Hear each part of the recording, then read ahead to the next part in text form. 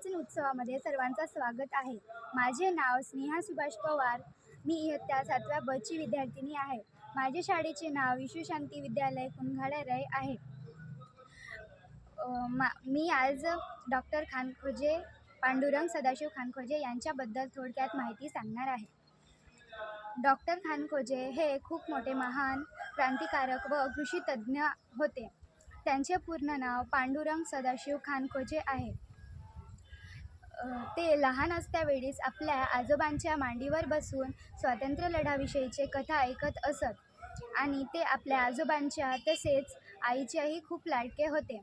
1906 मध्ये लोकमान्य टिळकांच्या सांगण्यावरून त्यांनी आपला मायदेश सोडला होता आणि 1910 मध्ये त्यांना तमालपेस मिलिटरी अकॅडमीचा डिप्लोमा मिळाला होता आणि वॉशिंग्टन स्टेट कृषी महाविद्यालयात त्यांनी पदव्युत्तर शिक्षणासाठी आपलं नाव नोंदवलं होतं आणि 1913 मध्ये त्यांना मास्टर ऑफ सायन्स MS ही पदवी मिळाली होती।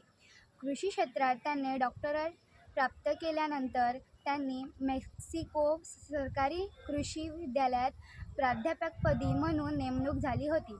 सशस्त्र लढा संघटित करण्यासाठी त्यांनी Japan, America, Canada, Iran, Moscow, Berlin अशी भ्रमंती केली आणि पुढे मेक्सिको सरकारने त्यांची राष्ट्रीय दृष्टव्या महत्त्वाचा देऊन डॉक्टर खानखोजेंचा गौरव केला। धन्यवाद।